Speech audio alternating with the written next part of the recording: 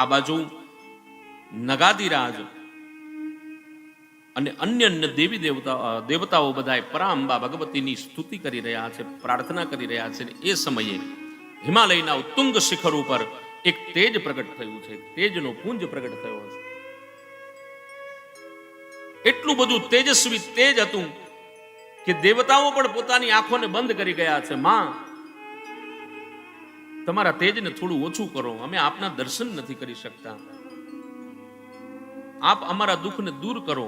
એક અસુરનો ત્રાસ વધ્યો છે અને એને ભગવાનનું વરદાન પ્રાપ્ત છે. શિવપુત્રના હાથે એનું મૃત્યુ છે.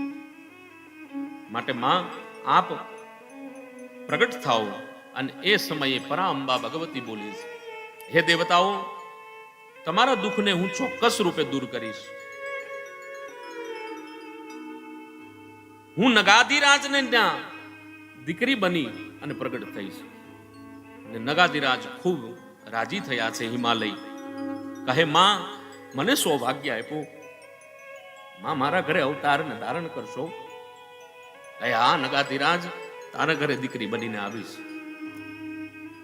પણ મને પ્રાપ્ત કરવી હોય ને તો એના માટે થઈને પહેલા તારે ઉપાસના કરવી પડે. એમના માં પ્રગટ ન થાય.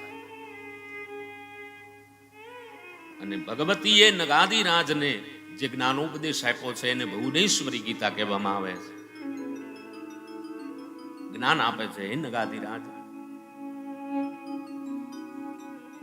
એના માટે થઈ તારે નવાર્ણ મંત્રનો જપ કરવો, નવરાત્રિના વ્રતનું અનુષ્ઠાન કરવું, 10મા દિવસે દશાંશ યજ્ઞ કરવું, બ્રાહ્મણોનું કુમારિકાઓનું વિધિવત પૂજન કરવું. આ બધો ઉપાસનાનો ક્રમ છે.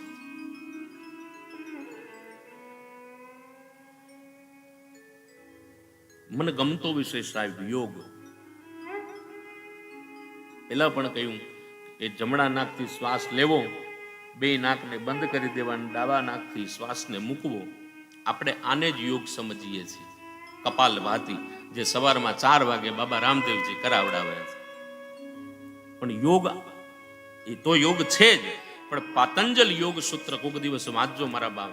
યોગ કોને કહેવાય? અષ્ટાંગ યોગની ચર્ચા જે બતાવેલી છે.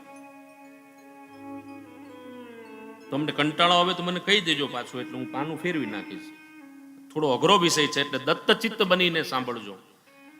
આમાં શું છે, તમારી અંદરથી કદાચ 5 જણા ઊભા થઈને આમ બહાર જાય ને સાહેબ, તો મને એવું થાય કે ક્યાંક કથા કહેવામાં મારી ત્રુટિ હશે,